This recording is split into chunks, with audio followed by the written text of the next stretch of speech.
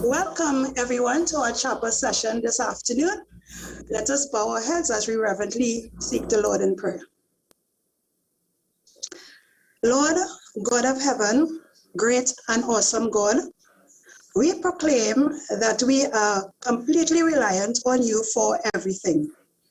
We stand humbly before you and commit ourselves to you as one body, heart, mind, strength. We thank you for your grace and mercy, which allows us to walk in newness and freedom. We thank you, Lord, for your invitation to continue on a journey of faith that is larger than our university can accomplish alone and collectively. We thank you for the privilege of being entrusted with the many students who choose to make the University of the Southern Caribbean, they accept the responsibility for their spiritual, emotional, and physical care. Thank you for the honor of proclaiming Jesus Christ as Lord and Savior to the next generation and the next generation, both within the church and in the community. Thank you for the wisdom and discernment of the administration, staff, and faculty who have put so much prayerful work into this growth and vision. We are thankful for the members of the university community who passionately seek to further your kingdom on earth as it is in heaven. And most of all, we are thankful for Jesus Christ,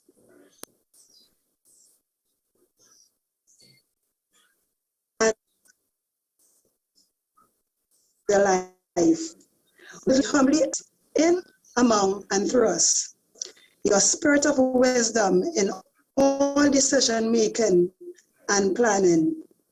Your spirit of discernment so that we will be wise stewards of the buildings we have, the students, staff, faculty, and administration that will reflect your glory for worship, for fellowship, and for outreach in mission in our community and in the world. And most of all, we thank you for your spirit of truth who guides us into truth.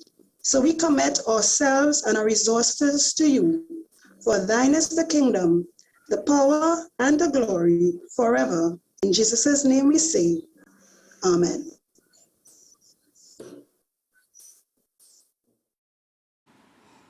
Welcome. I bid you a warm welcome and a wonderful good afternoon. I am Wanda Chesney, and it is my pleasure to welcome you today to the Academic Chapel. We call it Academic Chapel because it's hosted by the academic administration. And so today it's very special, not just because I am here. Yes, that's a part of it, but also because this is our Charter Week.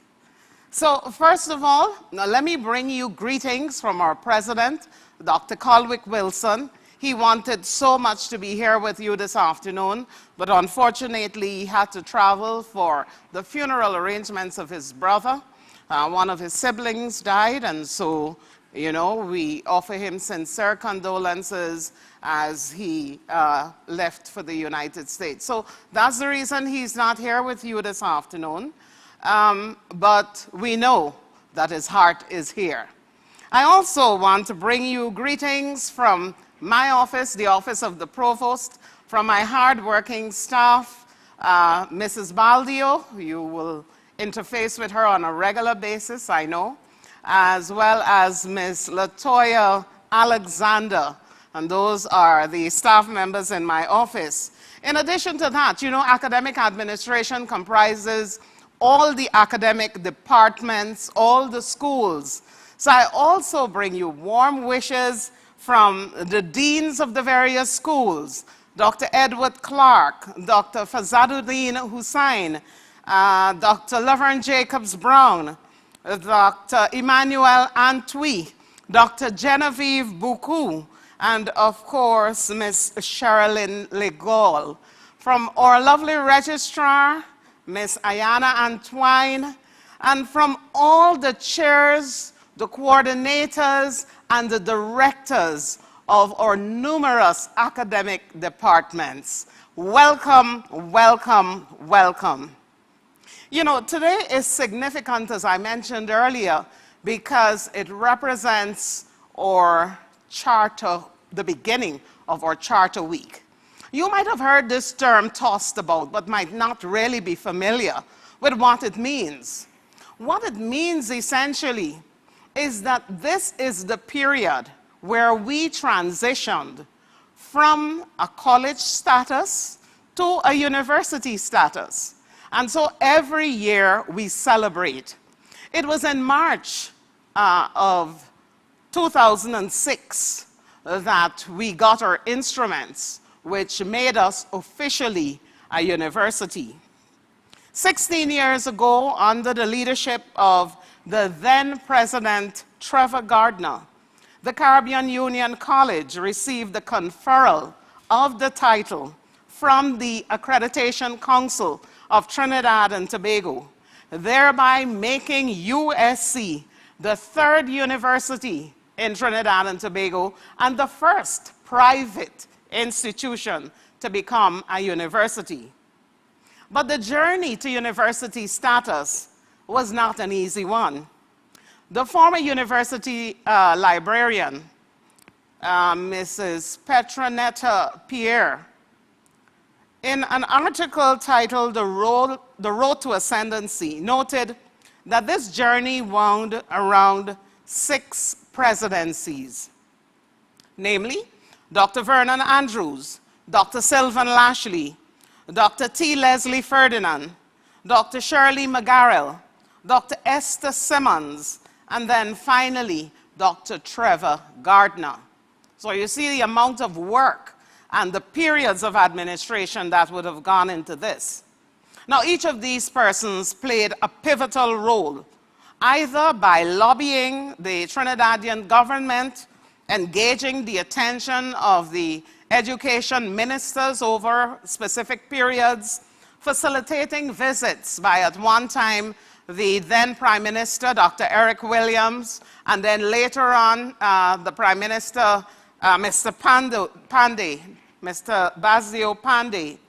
And then later on, when we had the establishment of the ACTT, I know that there were regular meetings with the CEO of the Accreditation Council. From the academic perspective, the groundwork was also being done. We had Dr. Shirley McGarrell, who laid the groundwork for the development of local degrees.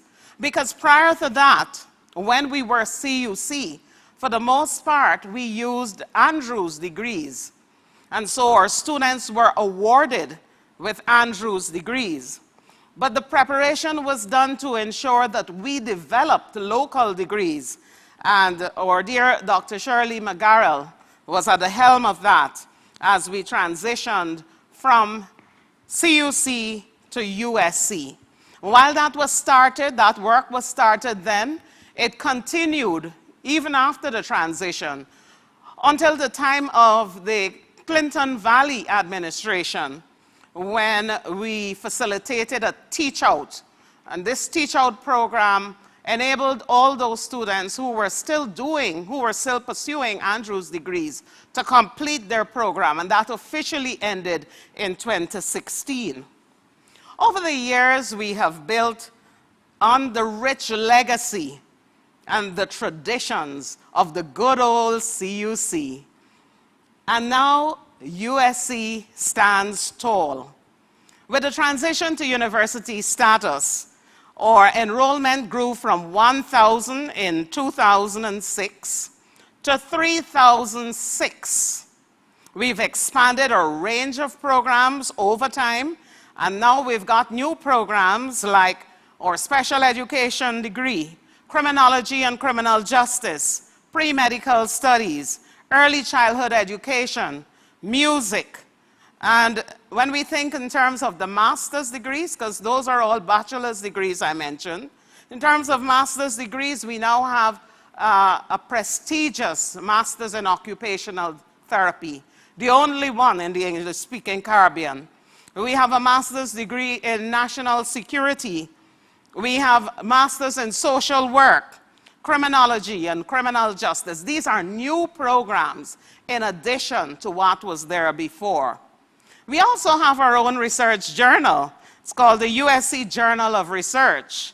We have several new institutes, new departments and centers, as well as the School of Distance Education, where the focus is on online and blended education, and in terms of preparing, teaching, and helping with the preparation of our faculty with the skills necessary to transition into what is going to become, sometime soon, the global campus. We've now expanded our reach throughout the Caribbean, and we have satellite sites in Antigua, Barbados, St. Lucia, Guyana, Tobago, and also in San Fernando in the south. You'll agree with me that we have come a long way. 95 years as an educational institution and 16 years as a university. So we have a lot to celebrate. We have a lot to thank God for, and that is what today's chapel is all about. Through it all, we continue to use education as our platform for ministry. Through the integration of faith and learning, and through the holistic development of the individuals, with the mission at the forefront, because we are in the business of transformation. Transformation is our business, as we seek to transform ordinary people into extraordinary servants of God to humanity. So as we celebrate Charter Week at this chapel, join with us and let's recognize and celebrate with pride the journey we have come, the achievements that we've had along the way, and our projection of the vision of what is to come in the near future. As we move on with our program this afternoon, I'm delighted to invite us all to listen to a special item of music by Miss Risha St-Hilaire.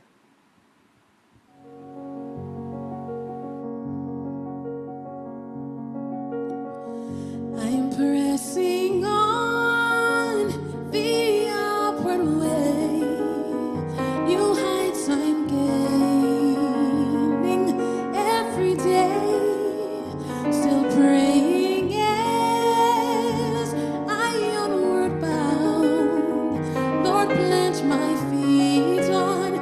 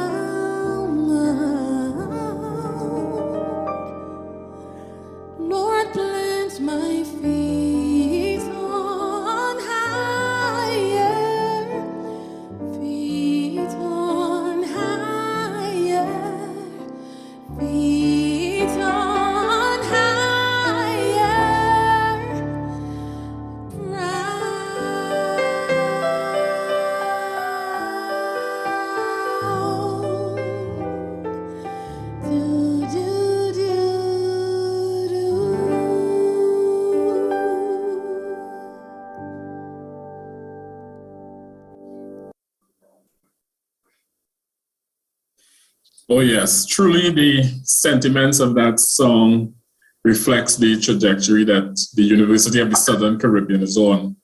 We are actually pressing on the upward way, and we would like to enter into a conversation with a few persons who have walked the hallowed halls of this university and still are.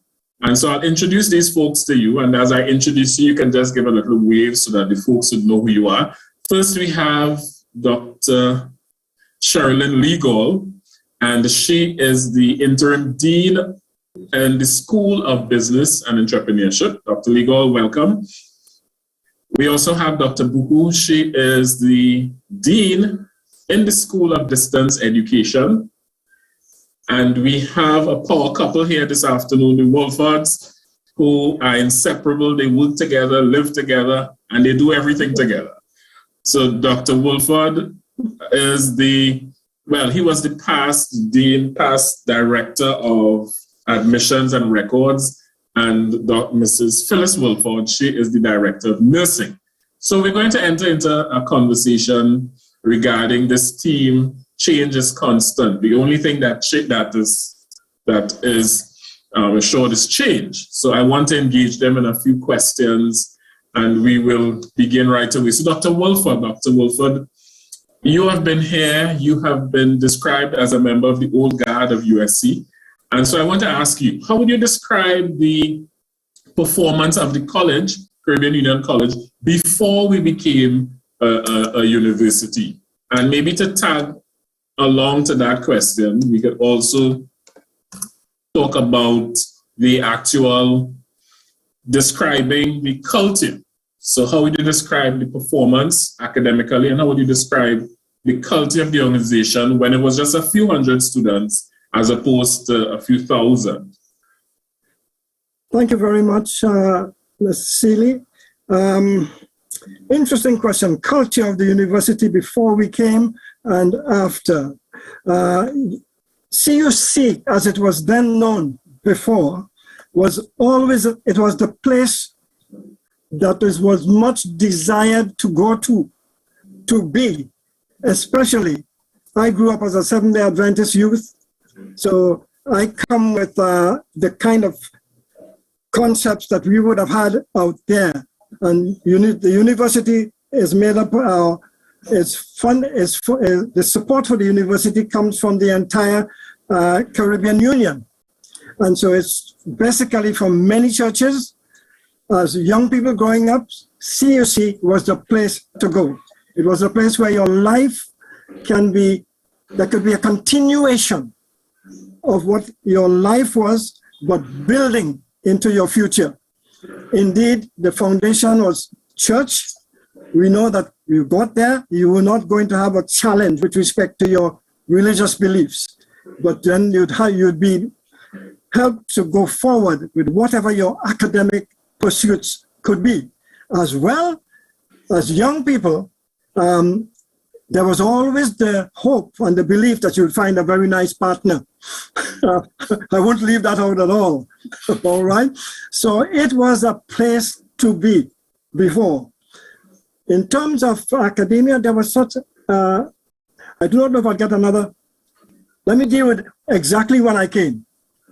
Right? When I came now in 2006, that was a long time between when I, as a youth, coming up and what the college was like, the atmosphere for us as Adventist youth. The second thing now was when I came, we had a president here, Dr. Trevor Gardner, and with his vision, etc., the place became a university. And his approach to me was caused me to come here to start with at the time I did. It was when he cast a vision of what this place was going to be, and also indicated that with my background in education, that he would need me to help him build the ship while we fly it. Okay. Ship, inverted commas. And so it was an exciting place to be. Let me just call a few names. Like in my department, Lila Haynes, Mrs. Griffith. These are the people I worked with. We worked to an academic department with Hamil Tobias, Carlton Treball, Wanda Chesney, And why we are able to be as we are, there's some continuity. You will notice Wanda Chesney is still here. The presidency is another matter. But then even the plant department that we had to work with and build, I was introduced to somebody called the Pharaoh. All of these things that people can ask about later on. And then Mr. Thompson and Mr. Lautu. And we just had to envision where we wanted to go because Dr. Gardner said, we are taking in 1,000 people at each registration in September, whereas the entire college before had never crossed 1,000. So you can imagine what a wonderful and exciting place it was to be. Ask me any question. There's so much I could talk about, but I know your time is short. I know. I want to bring in, thank you, Dr. Wolford. I want to bring in Mrs. Wolford here at this time because she was one of the persons who came during the transition and to focus on a very interesting area of the school. I think it's one of the more popular areas of the school, so the School of Nursing. Mrs. Wolford, what were some of the challenges that we would have endured during the transition, as you would have seen it, when we transitioned from college to university? What were some of the challenges? Good afternoon, everyone. I need to just clarify something first before I answer that question. I wasn't a USC student, so I didn't meet Mr. Wolford at USC. We grew up in the same areas. I just want to clarify that. Okay. Yes, I came here in 2006 when Dr. Gardner invited Orville and I to come down here, and he wanted me to come specifically, he said, to start this nursing program. And I came in January of 2006. Mm-hmm. The place was full of excitement, mm-hmm. and it was buzzing because everybody was, very excited about where we were going and where we were being led to. And so, having never been at an Adventist institution before, it was quite new for me, and I was living in Larry Lister, so I got involved in all the things that were going on campus. Now, what I started when I came, we started the nursing program, and Dr. McGarrell was the person who mentored me into Adventist education. Mm-hmm. And she's so wonderful. I couldn't believe that there was somebody as wonderful as Dr. McGarrell around, Shirley McGarrell. Mm-hmm. I even said to Dr. Gardner, is this person real? Because I wasn't used to that. Mm-hmm. But anyway, so we started the program in the September of 2006. And this was the first Bachelor's of Nursing program in Trinidad. We had other nursing programs, but this was the first. Mm-hmm. And we started with 25 students. I shared a tiny little office in the admin building with my administrative assistant sitting on one side of the desk and I was sitting on the other side of the desk. Yes, I see your faces. And we developed the curriculum and we started with 25 students in the September. And so the students used to come in sideways like this if they came into our office. It was quite an experience, but I need to write about it. It was wonderful, and we got accreditation very quickly, having put the curriculum together. And I think the challenge for me was I wasn't educated in Trinidad, after secondary school. And I was coming to start a new program that was not happening in Trinidad. And so I met a lot of opposition from Trinidad, from the external groups, nursing. But God was good. And we worked and went and met all the administrators and met everybody. But although we got a lot of, people would not come, a lot of pushback. However, God has been good, and we have gone from 25 to 790 in the 16 years. So God has been good to us. Okay. Oh, yes. And so the challenges actually became stepping stones to propel the nursing program forward. Yes. Thank you for sharing that, Ms. Wolford. I think we have a clip of this song, the old school song, and we can't talk about old CUC without playing the old school song. So Dwight, if you have that clip ready, can you share that old school song with us, please, before we go into the present USC, the face of the present and the future of USC?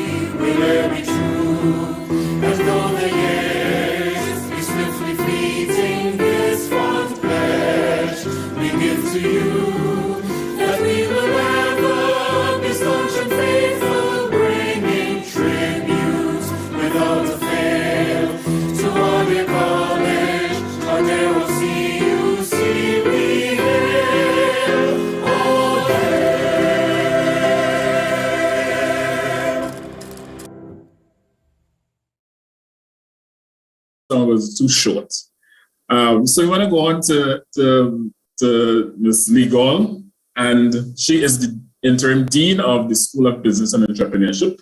And Ms. Legal, in spite of the challenges that we would have faced over time as USC, I've seen USC managing to sustain a healthy organizational climate. What would you say are some of the factors that contributes to this?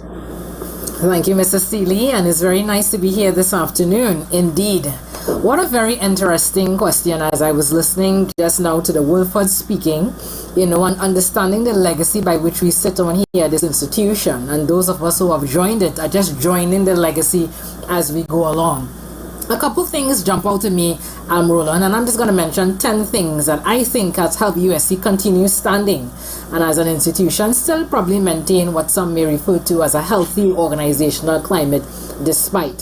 So here are my top 10. Others may have others, and if you do, feel free to put it in the chat if you're listening.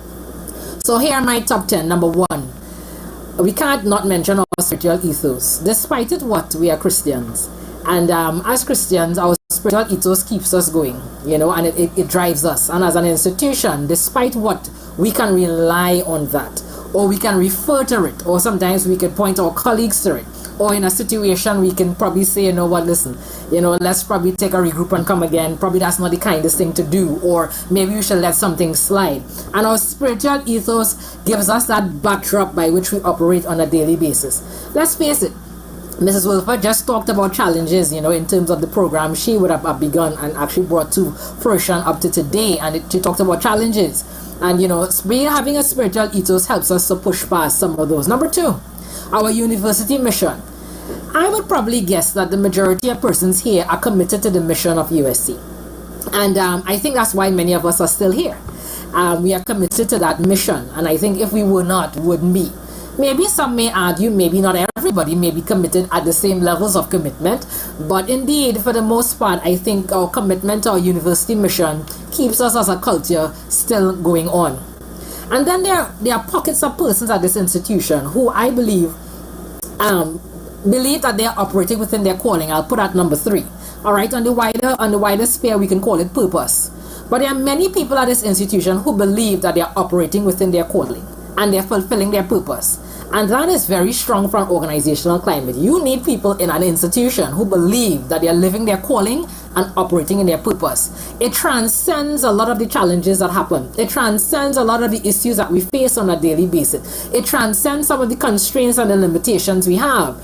And because of that, that individual purpose or call it keeps some persons at this institution driven and keep them moving. And it's not hard to identify who they are. If you just hang around this institution long enough and you just watch, you will notice that there are a couple people who seem to be just, they just seem to get past the challenges and keep going.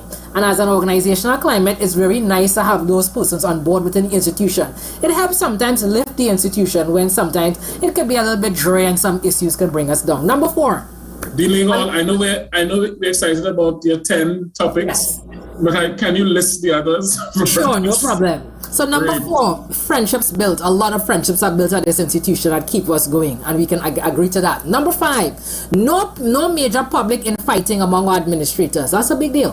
That's a very big deal for organizational culture. I'll let you think about that for a moment. Number 6, the alumni support and estate community support. Very, very big. We rely on that to keep us going. 7, past leadership. We heard it mentioned this afternoon. Number 8, values that we espouse, like compassion and forgiveness. They still exist at this institution, thank God. Number 9, continuity. Persons who have continued throughout have helped our organizational climate, as well as newness, so we have it interspersed with newness. And number 10, plain old hope. Some of us are still here because we just have a hope, all right, and a belief that this institution is going to make it and it will do well and continue to go great strides, and we still are here today. So that's my top 10. And I guess you can add your 10 if you think about anything else in the chat as well as to what keeps this organization going on our climate, still healthy and strong. Well, thank you, Dean Legal. I'm not surprised by the answer that you gave and the way that you gave it. Thank you very much. Your top 10 reasons for why USC is still a very healthy institutional climate. And I want to round up this conversation with Dean Buku.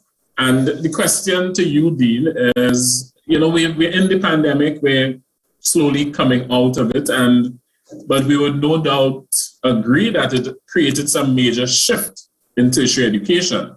What would you say are the necessary changes for us at USC to transition into a successful global higher education institution? And Dr. Chesney made reference to that. So what are some of the things we need to transition successfully into that global educational institution?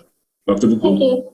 Thank you. Good afternoon, everyone. But I think when we're discussing how we need to transition, we need to look at how that global educational climate has changed, right? And we saw that with COVID, so many people were thrown into the online environment, not just in education, but in the workplace. So what it did, it really opened people's minds to online education and to operating online, where before there was fear, a lot of fear was removed. So that's one of the effects of COVID-19.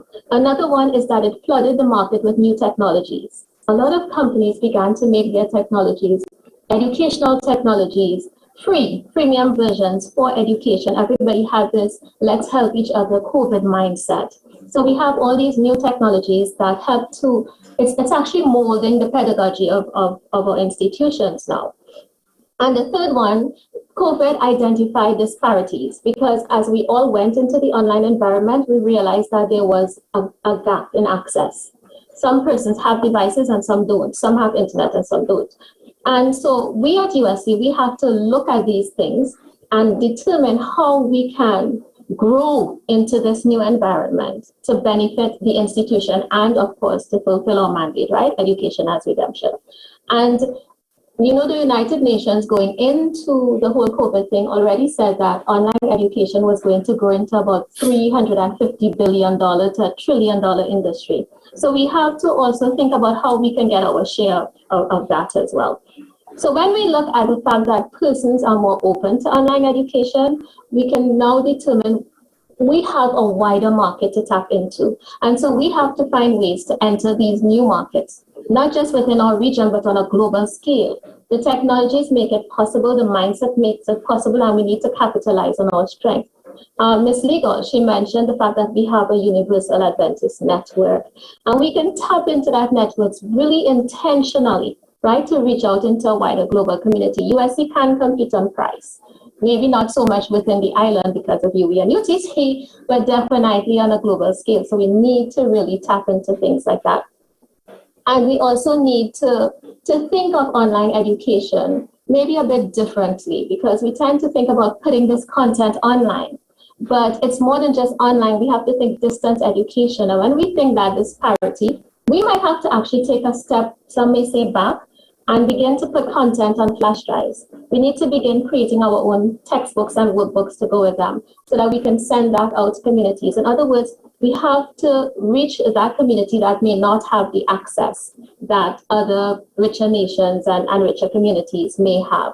So we need to really broaden what we do with distance education to go beyond just the tech tools to really reaching people and getting that access, because we know it's more than providing the education. We have a gospel commission, right? And we see education as redemption. So I think that what USC needs to do is to revision online education and distance education in tandem with the rest of the world, but we need to envision it in such a way that we are ahead of the pack. So we need to look at what comes out. So we need to look at things like building community and the untapped markets, like persons with accessibility issues, persons who don't have access. And then we also need to tap into those who do have access. And I always say that there is no way ahead leader in online education and in distance education in our region. And what that means is that the window is still open, the field is open, and we need to take the lead. Thank you, Dr. Buku. And so we've heard from some thought leaders here on the University of the Southern Caribbean, the campus right here. And I want to really express my thanks to them, Dean Legal, Dean Buku, and the Wolfords. And I just want to end by saying, it reminds me of that saying from the futurist Alvin Toffler, when he said the illiterate of the 21st century will not be those who cannot read and write, but those who cannot learn, unlearn, and relearn. And so we are poised, we are right at the point where we can unlearn the things of the past that did not support what we did here, relearn the things that did, in fact, as Dr. Wolford talked about it, that propelled us into success, and actually learn what Dr. Buku was talking about, this new thrust in the area of technology. So thank you very much, panelists. And the conversation doesn't end here, but it continues, because the University of the Southern Caribbean is here to stay. So thanks a lot, and we see you soon. So much, Mr. Seeley and the members of that panel. That was such an informative discussion. That is the stuff that books are made of. And I hope that I will be seeing that soon. I would be happy to spearhead that project. But now we come to the high point in today's chapel program, and that is where I will introduce the featured speaker, and then he will take over. I'm delighted today to introduce to you our featured speaker. Dr. Trevor Gardner started out as a high school teacher at West Indies College Academy, and later became a principal of Portland High School. And so he began his career as an educator and administrator. Dr. Gardner received his PhD in Education Administration and Educational Sociology from Michigan State University in 1976, and a certificate in Facilities Planning from Cornell University in the same year. He completed a master's degree in Reformation History and Education Administration at Andrews University in 73. In 69, he would have completed a bachelor's in theology. And he also did a bachelor's in secondary education with emphasis on history and science from the West Indies College, Jamaica. He's a graduate of the University of the West Indies through the Maiko Teachers College. And he's a student of Japanese education. You see how well-rounded Dr. Gardner is? He served at several universities as professor, as faculty, And some of them are Central Michigan University, Grand Valley University, Michigan State University. And over the years, you know, he's accumulated a wealth of experience in education administration, having held various positions of leadership in recognized institutions, both in the Caribbean and in North America. He served as an assistant professor in Central Michigan University, senior research associate, University of Michigan, associate professor and director of the Teaching Training Institute, Wayne State University, and professor coordinator of the master's program in Eastern Michigan University. The best of them all, I think, is when he came to USC. Well, prior to coming to USC, however, he was the vice president for academic administration at the NCU, and that is in Jamaica, his homeland.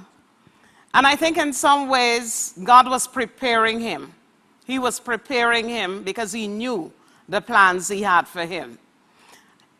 In I think it was 2004, he came to the University of the Southern Caribbean, and he was appointed as president. Now remember, at that time, it was CUC. It was the Caribbean Union College. So our Dr. Gardner was appointed as the 25th president of the University of the Southern Caribbean in 2004. And he served there until December of 2011 because he was appointed. Just imagine, he was appointed as he came to the end of his journey here. He was appointed as president of NCU, the Northern Caribbean University, right there in Jamaica. So in essence, he had come full circle. He started out as a high school teacher in his homeland, Jamaica, and he ended up in Jamaica sometime later as the president of the NCU. You know, Dr. Gardner is so well loved by us here at USC. Whether you talk with a faculty, staff, or students that would have studied here during his tenure, everyone refers to him with love. He has published extensively. He's authored several books, School and Classroom Discipline for Teachers, Teachers as Decision-Making, Secondary Teachers, and Generic Values, Plans for Tomorrow, Citizens, and so on and so forth. I can go on, but that is not important. What is important is to hear from the man himself.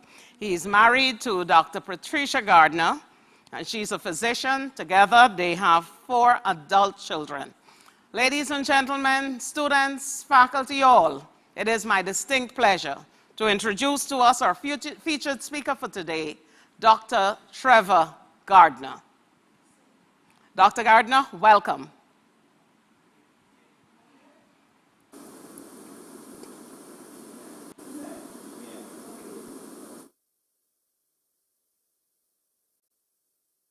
Dr. Gardner, you're muted.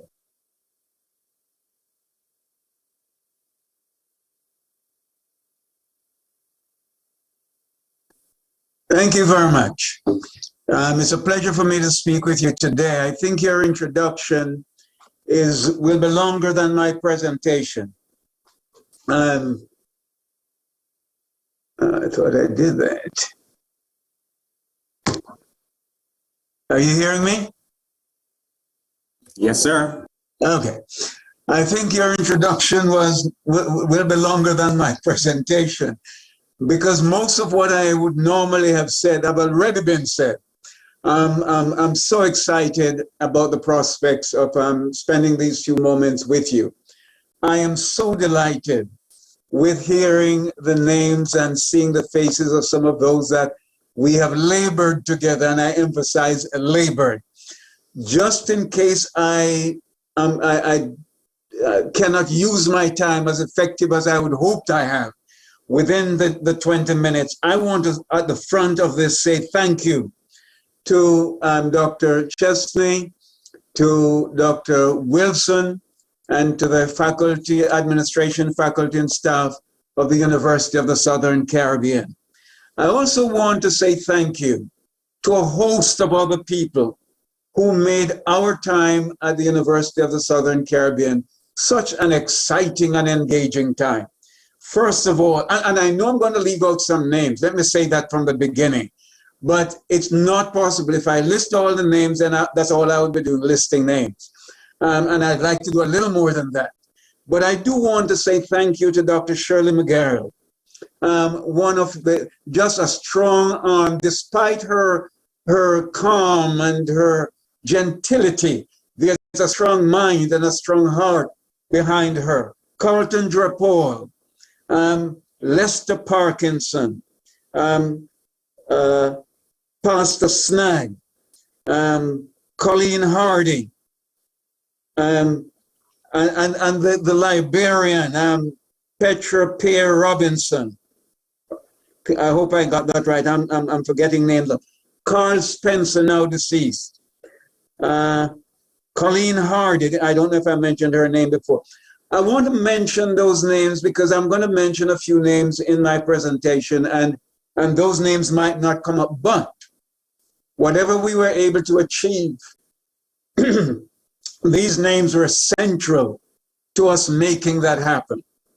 I am so excited and spirited to speak with you that I know I'm going to leave out quite a bit, but let me start from the beginning.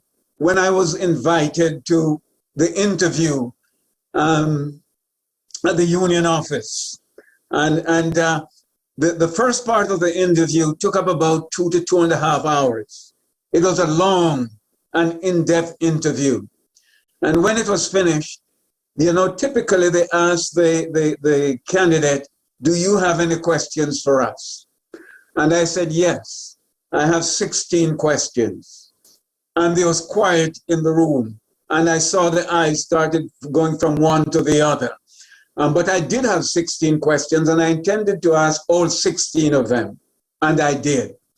The questions gravitated around governance, around financial viability and policies, institutional master plan, college to university advancement, the technology preparedness, because at that time technology was just really coming to its fore in education, faculty preparedness, and I was thinking about faculty preparedness in terms of what type of degree distribution we had.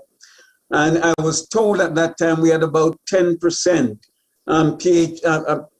people with final terminal degrees. Worker compensation, spiritual climate, and the list goes on. So I asked my 16 questions. I still have a copy of the questions I asked and the responses I got on file. I still have them. But among the conclusions I reached after the interview and my questions, the conclusion I reached was that the financial status of the college was poor. It was in serious financial difficulty. The second conclusion was that the only vehicle for raising tuition was for improving the financial situation was raising tuition. 3, the master plan that was constructed 15 years before had not implemented one item of the 15 recommendations that were made in the master plan. And the next thing I determined is that I was entering an environment with a fractured workforce. Fractured in particular meaning the faculty and the staff and the administration were at loggerheads. I didn't create that. I was told that in the interview. And then I was given 5 board mandates. I can only remember 4 of the 5. The first one is repair the fractured relationship among faculty, staff, and administration. 2, set the college on a road to sound financial footing. 3, move the college towards university status in 5 years. 4, increase enrollment. Between the mandates issued by the college board and my own assessments, I concluded what I perceive the needs to be. The greatest need of the college, in my judgment, was the presence of the absence, rather the presence of boldness. The college did not possess, in my judgment, a bold thrust toward the future. Change always demands boldness. And if you're timid about making changes, then you must not be willing to be bold in the pursuit of it. 2, in the light of faith, change often demands taking the road less traveled. In the light of faith, change invariably, it demands taking the road less traveled. I concluded that the institution was too comfortable, operating in the shadows of the University of the West Indies and Andrews University. I decided that what was necessary, and I wanted to hear this, what was necessary was irrelevant leadership. Did I say relevant? I apologize. I want to get your attention. Irreverent leadership, irreverent. And when we use the word irreverent, most times we go to put it beside religion and theology and decide that's an irreverent, but irreverence has far wider connotation. And I'm using it in its widest connotation for this presentation. I determined also that the institution was never going to be a second-class citizen to any other institution. So within that context, we were going to stand on our own 2 feet and we were going to stand strong.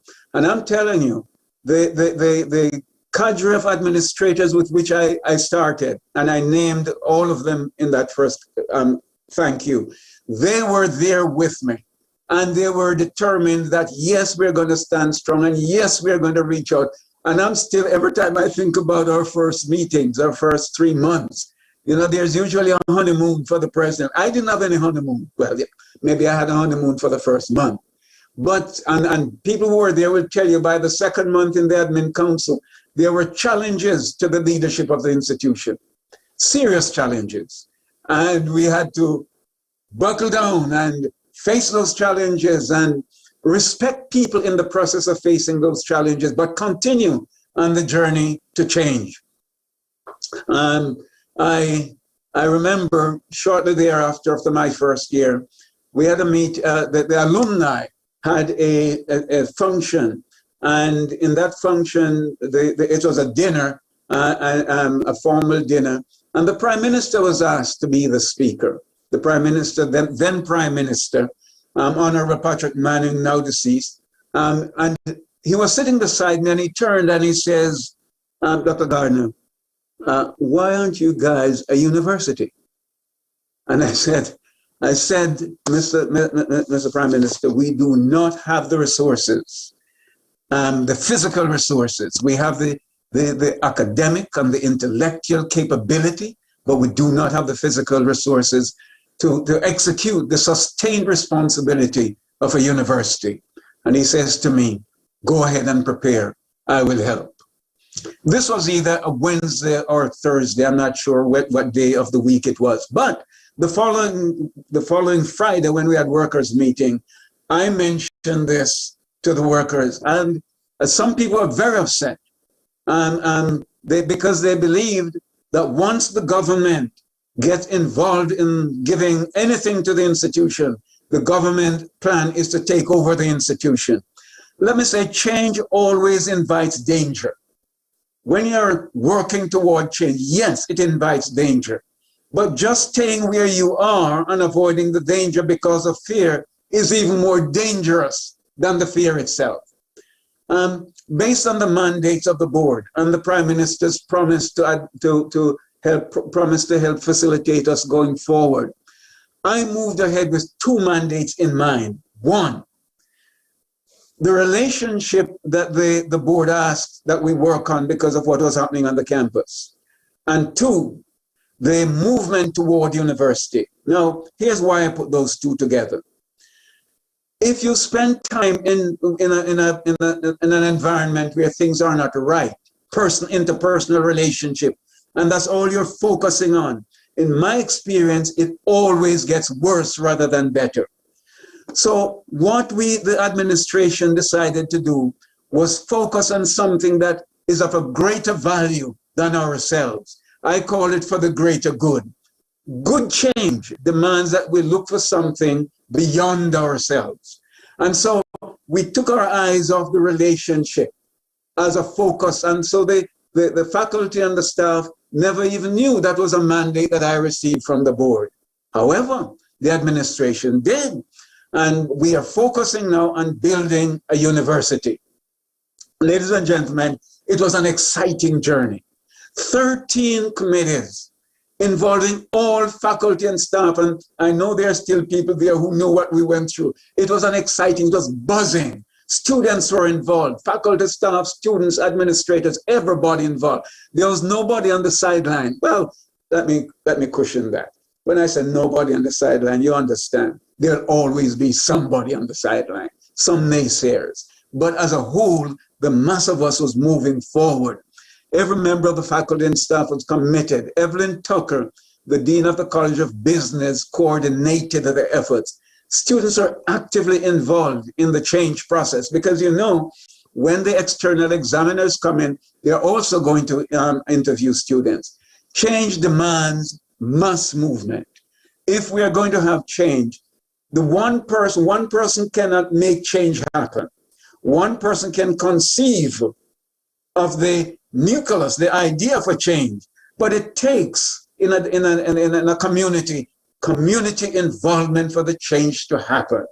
And so that's why we were so successful in that respect. We mobilized the community.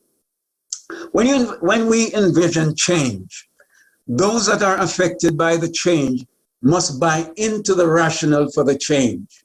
And so when we talk about transition from Caribbean Union College to a university not yet named, there are a number of hesitancy in the process because some of the alumni want nothing to change. They want it just as it was before, just change the name, but everything was the same. Some of them did not want the name change. They just wanted the word university attached somewhere there. But a university moving from college to university is not merely a change in name. It is serious transition of responsibilities and autonomy. And we had to spend some time educating the faculty and staff about what that is. And I, based on my experience back in another university where that same thing happened, realized that years after, that same university, people were there saying, well, I didn't support the idea of becoming a university, and there were all a lot of negatives. And we were determined that USC, CUC in that transition should not have that experience. And so we brought in several people from the Caribbean, several people from around the United States that came in. In particular, I remember Dr. Donna Marie Darlington Dawes from the United Nations, sponsored by the North American Alumni Association. Dr. Simon Saliba, Florida Health Systems, coming in. Dr. Les and Prudence Pollard from Loma Linda University. Dr. Newton Hoylett from Andrews University. And a number of other people from the Caribbean coming in to talk with us and to articulate what exactly we're doing. In fact, among the alumni, and again, I know I cannot call everybody's name, but pardon me if I call Claire Huston, Shirley Batiste, Anthony Sebro, as movers who were seriously committed. And I think in Trinidad, and I don't remember which of the Hilairs, was president for the local chapter at the time. And these people were behind the movement toward going forward. Dr. Hoylett made a presentation in a topic that I gave him at another institution. And the topic was philosophy, practices, and product of the university. Now, people who are going to be moving from a college to a university must understand it is not just a name change. There are some serious expectations. And Dr. Ruby Aline former executive director of the Accreditation Council of Trinidad and Tobago. And I think maybe now, last time I heard, she was a vice president at the University of Trinidad and Tobago. Encouraged the process going forward. And I think it was in April, the documents were submitted to the council. And in March, the early March, the examiners came down from the United States, from Canada, the United Kingdom, and some from the Caribbean. They convened for 1 week in Trinidad and Tobago and interviewed the faculty, staff, and students, the community, and the board members. And these interviews were very serious because some of the people they talked to saw USC, Caribbean College really, becoming a challenge to their own institutions. But it's academia. And they went through the process.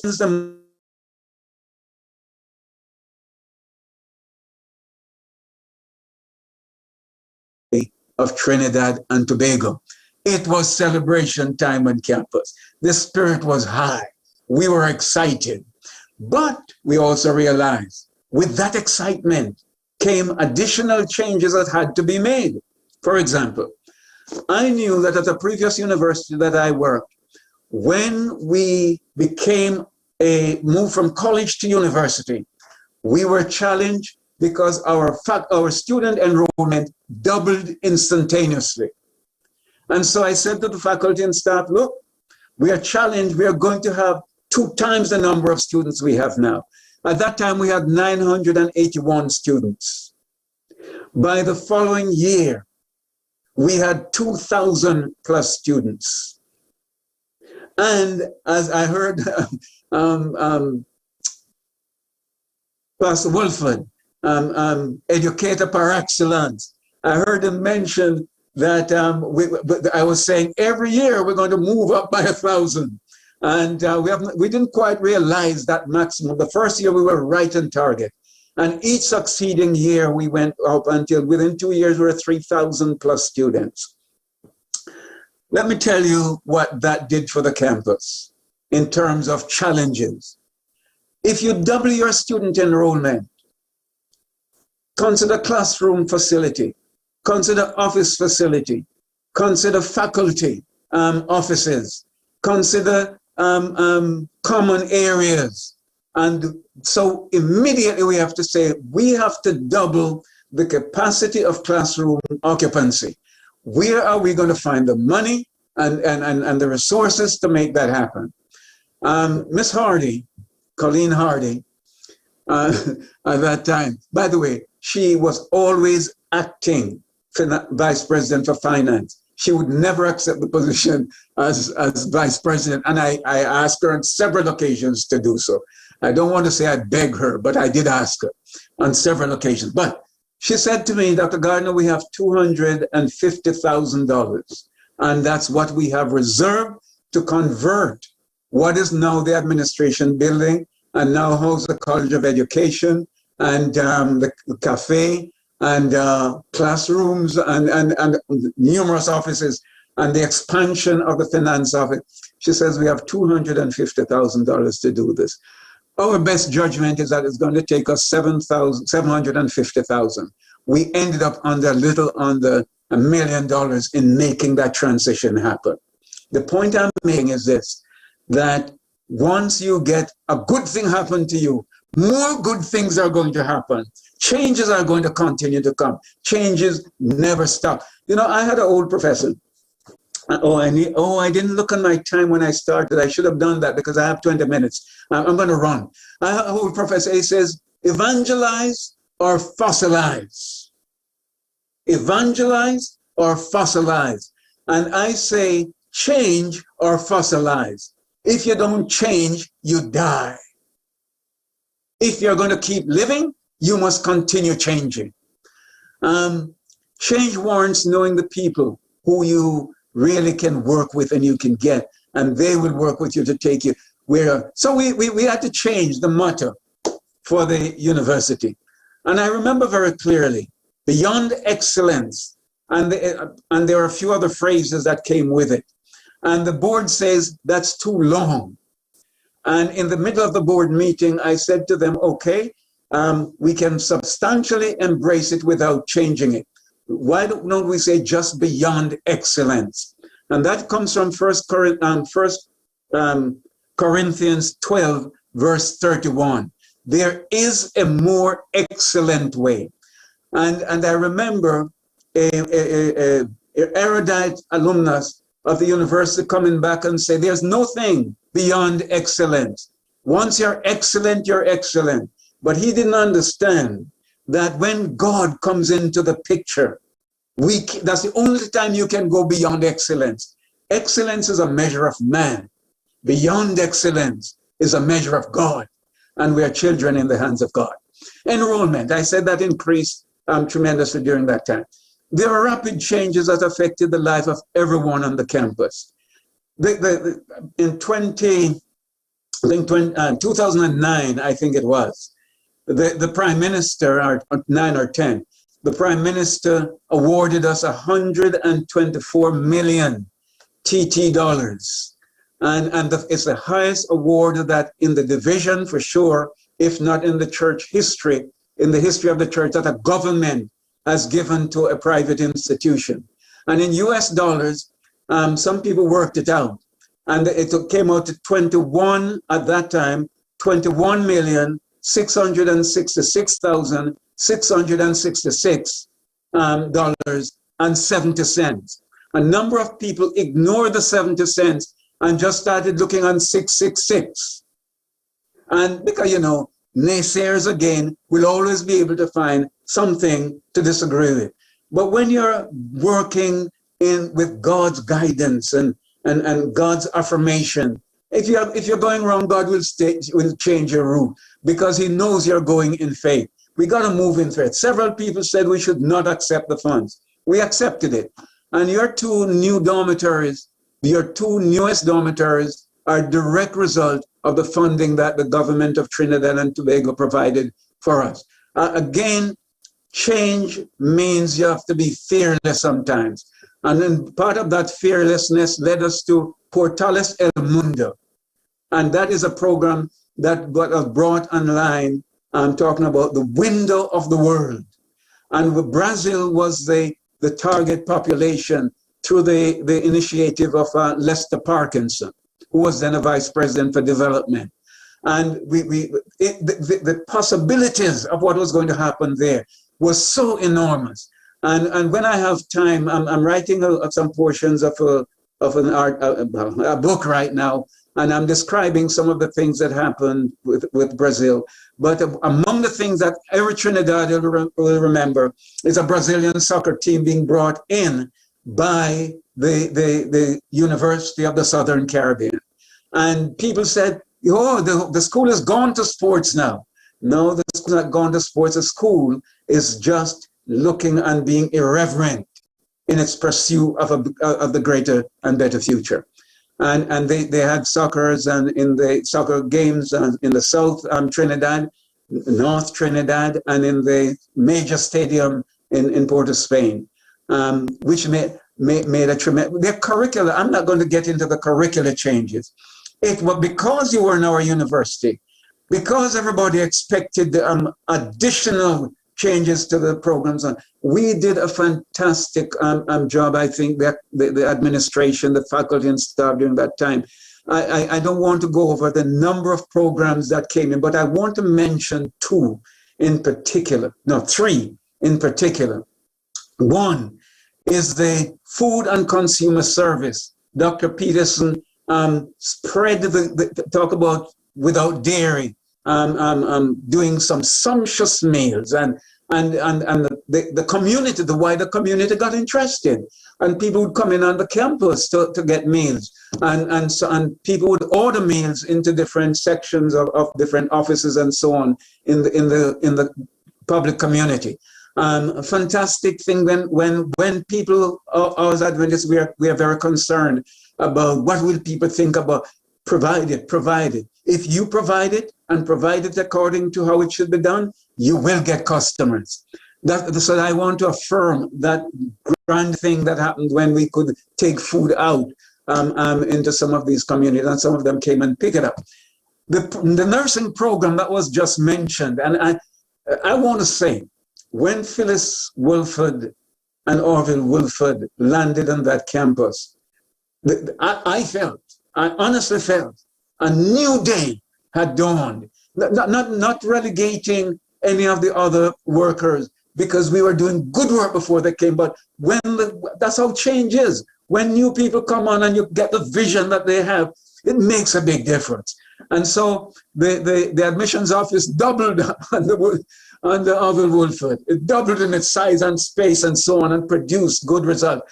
Phyllis Wilford, and I'm going to say this and pardon me, Dr. Chin, if I take a few minutes longer than I should, because I'm going to close in a few minutes, but I want to say this. In the nursing program, it was not the first time that it was conceived to bring a nursing program into CUC.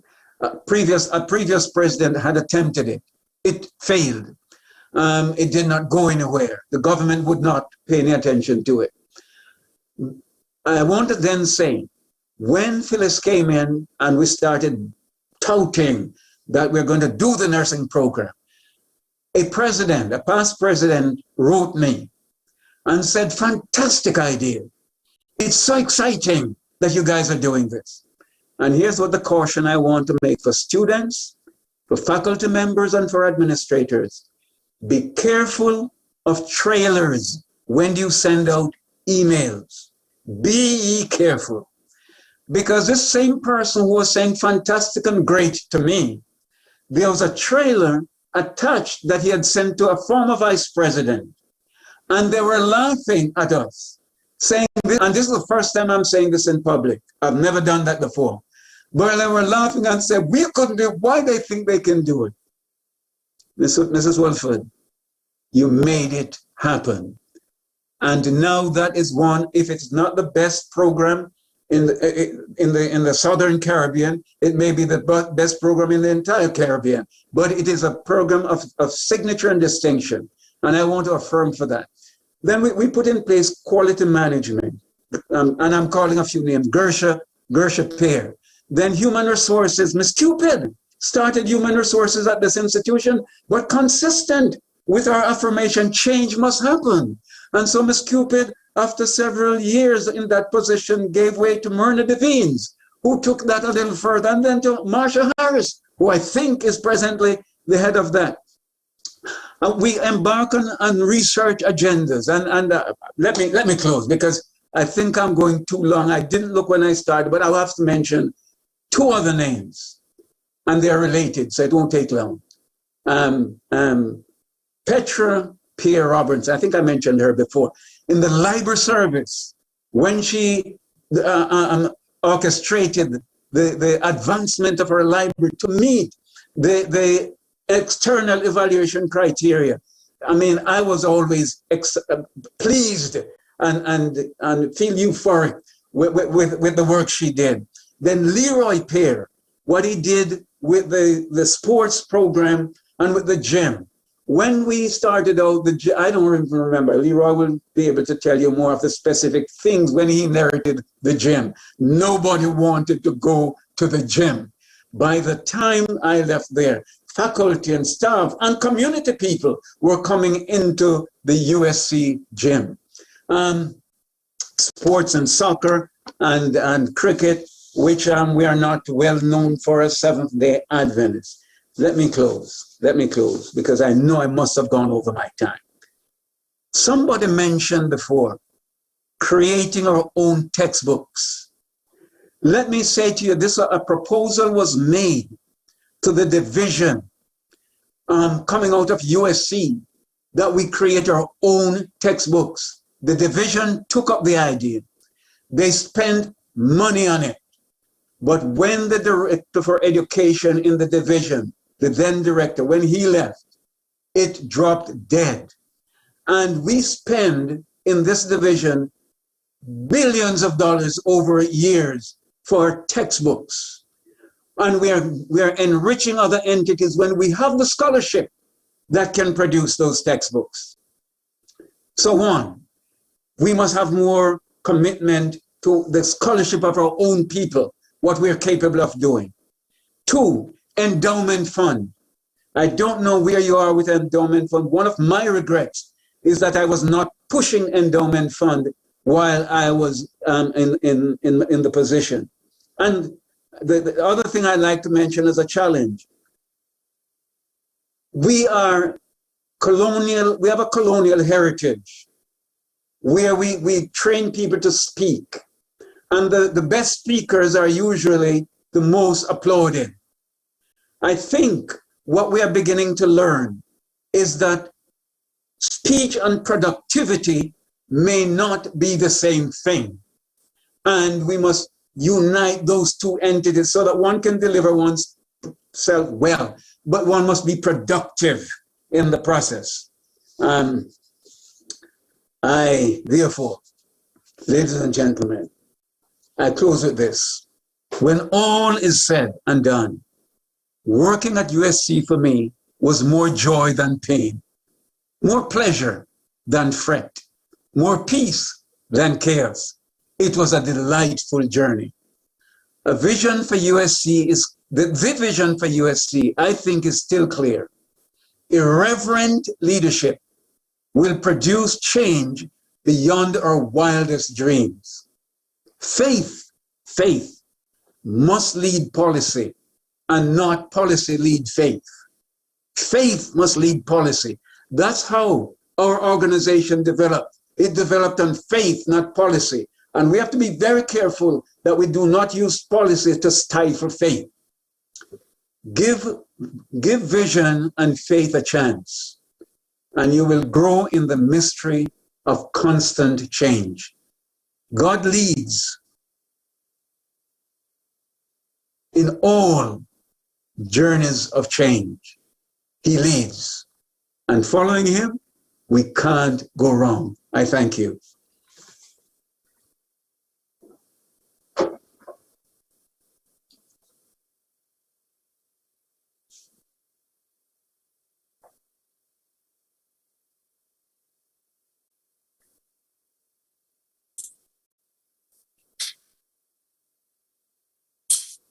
We would like to take this opportunity to thank Dr. Gardner for his reflections and his frank statements about his journey at USC. And there's no doubt that he has done an outstanding job in creating what is now the USC ethos and direction. And I want to give a big shout out for him and to thank him for the work he has done. And I really don't want to add anything to what he said because the time is far spent. Just want to thank him and wish him and his family all the best. And we look forward to one day seeing him on the campus. Thank you, Dr. Gardner. Thank you, sir. Thank you, Prof. Thank you. You're welcome.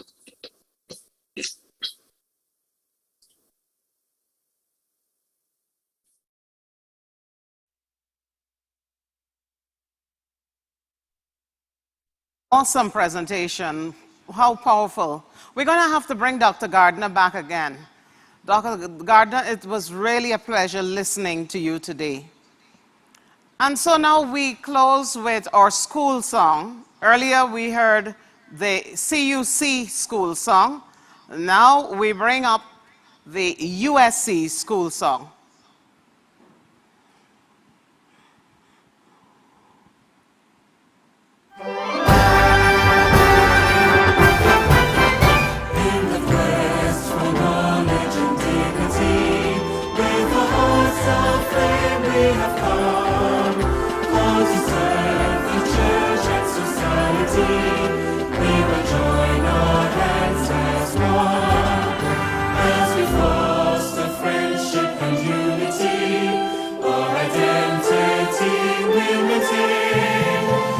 Before